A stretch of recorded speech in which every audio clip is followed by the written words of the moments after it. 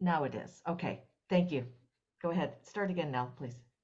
So on Wednesday of this week, I asked people to contemplate questions they had about what we're doing together, the Dharma, our process here in reflective meditation.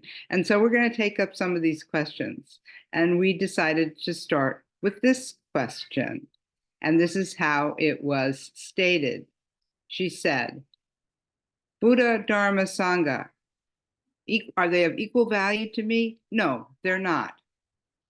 So in her meditation, she pictured the Buddha as a big wheel of cheese, round, full of nourishment, consistent throughout. You want to take it from there, Linda? It seems like you're ready. Yeah, I would like to share this part because it was a very interesting question and phrased in a interesting way. She saw the Dharma as slices of that wheel, slices of cheese, equally nourishing, she says, and consistent, full of truth, truth of nourishment. The Sangha, however, is more like cheese and crackers and tea, kind of a mess and fraught with human consistency. Who's going to bring the cheese and crackers? Are they fresh? Who's going to clean them up? Who's going to clean up after? Why is the Sangha considered a jewel?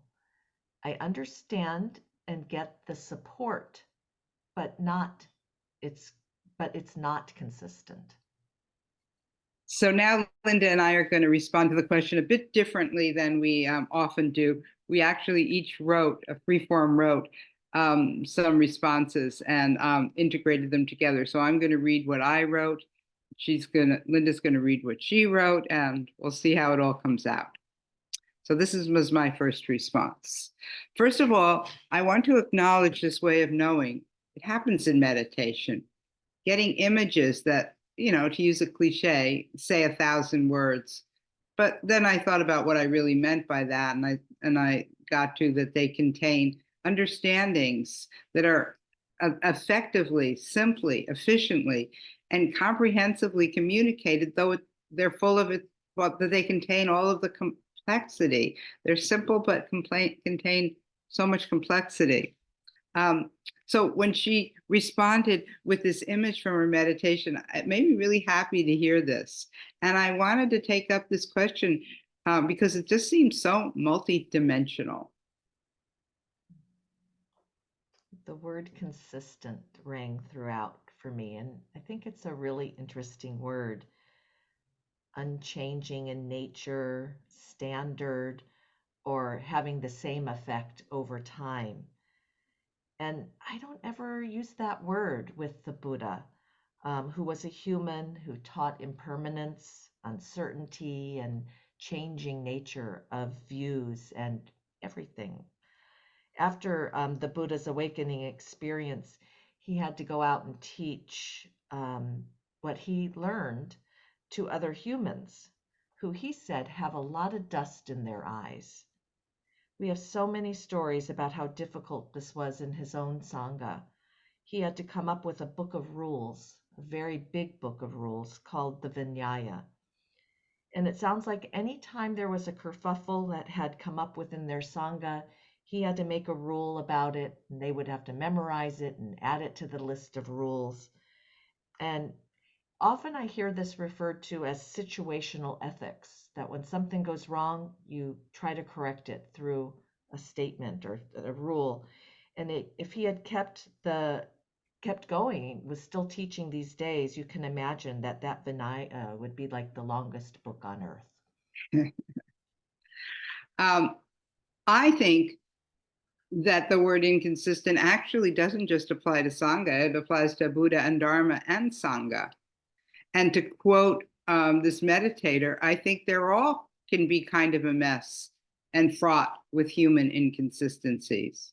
And at the same time, I think they're precious jewels, as they're often referred to, each in their own inconsistent way. So again, just like Linda, I came upon the teaching of anicca, which I think could be translated as inconsistency. Now, I know that many people in many Buddhist traditions, many Buddhist teachers would not see it this way. They'd see it more the way the meditator did it, that the Buddha was pure, and the Dharma is pure. But I wonder, would the Buddha want it to, if he was around, this is so speculative, but I can't help, would he have even wanted to be elevated to perfection, as is often perceived? An unanswerable question. And the Dharma. There's so many interpretations that can be helpful. You could see it as something for everyone, but also they're inconsistent because, again, he was teaching to different people at different times. So they're very inconsistent and sometimes not at all helpful. For me, some translations actually of the Dharma really disturb me. They seem so rigid and seem to be pointing to that I need to deny the very things that make my life full, rich, flourishing. So the teachings are attributions of what this very human said. There are volumes, just like the Vinaya, of his teachings, of his words, translated into so many languages.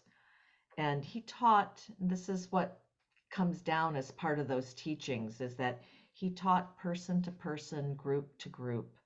He changed his language and metaphors according to who he talked to. And this is what we understand as him taking the teachings of the day and turning them upside down, flipping them around to actually use them according to the people he was teaching, to convey his understandings. And since I've been around Buddhism, I've seen every Sangha choose which teachings and which translations are more important to them. We wrote the teachings and translations that we value in our book, Reflective Meditation, Cultivating Kindness and Curiosity in the Buddhist Company. And we invite you to do your teachings, which ones are important and which matter to you as well. But you don't have to write a book, right, Nellie? They don't have to write a book. Oh, they don't have to. They could, but they don't have to. No. We're not. No, we're not of the have to. We're not a have to Sangha. No. Yeah. So that's our invitation. And now an invitation to meditate and see what comes up. Right.